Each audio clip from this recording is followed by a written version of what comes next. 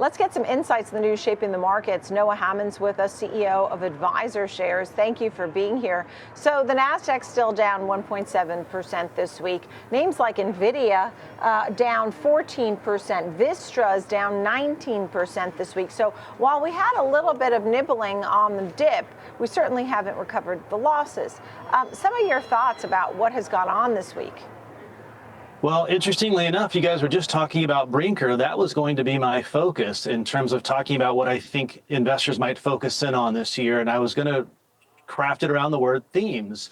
Restaurants is one of those themes. We've been trying to promote the idea that there's a lot of investment opportunity in tortilla chips as opposed to computer chips, and hearing the numbers that you guys just described for Brinker International, up 16% today on top of, before this being up 14% with the numbers I had. I didn't know that they were going to beat earnings as much as they did, but that's an important focus. Restaurants over the course of 1 year up 30% versus the S&P 500 being at up 22. 1 year numbers for Brinker is up now closer to 300% as opposed to the 1 year number for Nvidia, as an example, up 94%. So, and that's, including their big drawdown that they've had for a few days. So themes we think are going to be important for investors. The 5-star EATZ ETF is the top holding, is actually the EAT stock of Brinker International. Yeah. I know you have chip stocks in focus. Do you think that there was opportunity? Were you buying when we saw a big sell-off on Monday on the heels of what happened with DeepSeek? And would you continue to buy some of these names? Well, right, we weren't buying immediately from when the news hit. We were really trying to understand what was going on. It was a big shakeup, right? One of the things that I think about in terms of a chart that I saw last year as we've seen this run up in spending and growth in the AI and the chip space was the number of software engineer jobs that have been declining, right? With AI kind of taking over that role. And so the news that we saw with DeepSeek was a big surprise, right? So little capital, so seemingly few people, and so much software efficiency. In a weird sort of way, it's funny that AI didn't, tell us this would be existing out there, and that was much easier to accomplish. So I think for us, it's caused us to reassess valuations, spending. So when we saw the move, we didn't jump right in to buy, but chips and technology and software services, and maybe going back to the themes idea, software programming might be an area of focus this year, knowing that these efficiencies still exist. So at this point now, do you feel more positive about the year ahead since you are finding some opportunities? I mean, would you say you're more bullish? Very much more bullish. We think this new administration is going to be all about growth.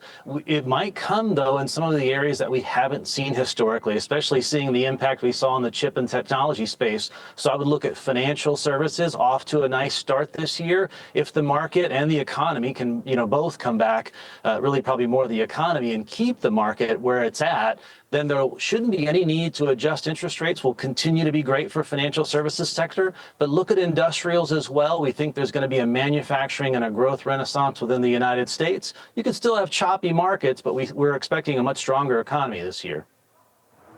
So it's interesting. I mean, you have financial services, industrials, I guess some manufacturing too.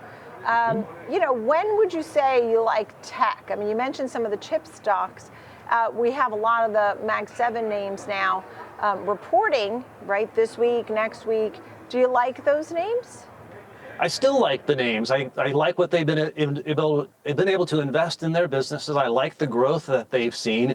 Netflix reporting their numbers just recently now. Some of those fixes come from them, making sure they're staying on top of things like logins, which have motivated more people to sign up. But you've seen leading indicators show us that I think we're going to continue to see strong tech numbers, but certainly the news of this week would cause some pause to say maybe the spending doesn't have to be quite as much as we think that it does. So I think that's the only question, is where on the tech side of things. But the numbers that are coming out now, I think, will be great. Subsequent quarters, maybe some shakiness. Yeah. So as you're looking at eats and some of those Brinker names and food, right? You have industrials. You're really trying to diversify because you're looking at the other 493 names. and Right. feeling bullish overall. I understand what you're saying here for 2025, which you think will be an exciting year. On the other side of it, one area that you talked about was maybe crypto, and then you said maybe you backed off on that a bit, or what did the DeepSeek impact on Monday change in your thought process for 2025? So it probably didn't hit crypto quite as much, and I'm still bullish on crypto this year, especially if there is going to be a U.S. strategic reserve, and hearing more of that at a state level and with other countries and with other companies. It just seems like the pressure, at least around Bitcoin from a crypto perspective. I know there's a lot of other things going on in the crypto space, but we're still bullish there. But that is based on seeing more countries, more companies, the states embracing that more. But certainly chips, right? It would change my mindset on the chip side for this year, maybe being lower than expected, but software services and the companies that provide them, especially in the AI space, being a little bit stronger. But for now, still optimistic and bullish on the crypto and Bitcoin space.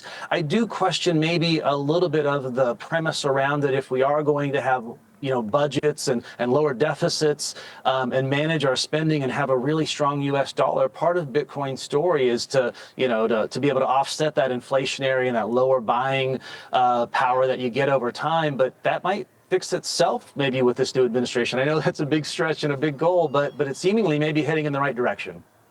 I want to get to the Fed, but I just want to stay on DeepSeek for one more second. And that is that because everybody was really taken aback on Monday, right? I mean, you always think about there's going to be black swan events. There are going to be sell-offs, and some of them are going to be deep. And, for example, we saw many of those names. I've noted Vista earlier, and we look at Constellation Energy, and some of those names were down over 20%. Nvidia went down to $117. Can that happen again tomorrow, the next day? Should people be prepared for some big swings when it comes to AI names or any sort of tech names like that? You don't see swings like that in Meta and Apple and Microsoft, but you do in the other names.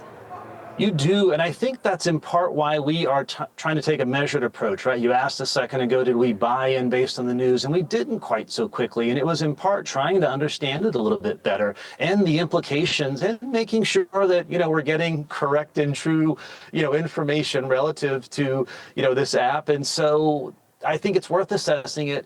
Could it be rocky a little bit? Yes. Do you see these companies pulling back in their investments in the growth of cloud storage and chips and automation and artificial intelligence? I don't. I see the spending continuing to grow there and looking for more of that growth. It could just be rocky a little bit. So I would just caution investors to be patient with things like that. And there's nothing wrong, given the gains we've seen in these Magnificent Seven stocks, nothing ever wrong with taking some of those gains off the table and putting it to work in other areas. Restaurants, industrials, plenty of opportunities in the market. Let me ask you about the Fed. Your thoughts on the Fed's moves for this year? I saw for March, there is now a little more on the side of a cut, right? We were seeing that it wouldn't be till June when you look at using the tools. Now it's looking a little more likely for March. Some of your thoughts on what the Fed may or may not do or what they should do? Well, certainly don't, envy Jerome Powell in the position that he's in now with Trump in the White House. Trump is going to do what Trump normally does, which is be very vocal about the things that he wants. And he's already come out vocally about maybe seeing lower interest rates. My guess is that was just sort of priming the pump a little bit, right? I think to the extent that the administration sees some weakness in the market and they understand the impact that then, voters see in their 401k statements at the end of each month, they're going to probably manage that maybe more aggressively than they need to. One of their tools is going to be interest rates. So I actually hope they consider not changing them maybe at this next meeting and giving them some more room to work with. But I think that will be a function of how the markets react to all the changes that are coming and how vocal or not vocal the White House is being relative to where they want to see those rates go. Noah Hamman, CEO of Advisor Shares, thanks so much for being here. Good to see you.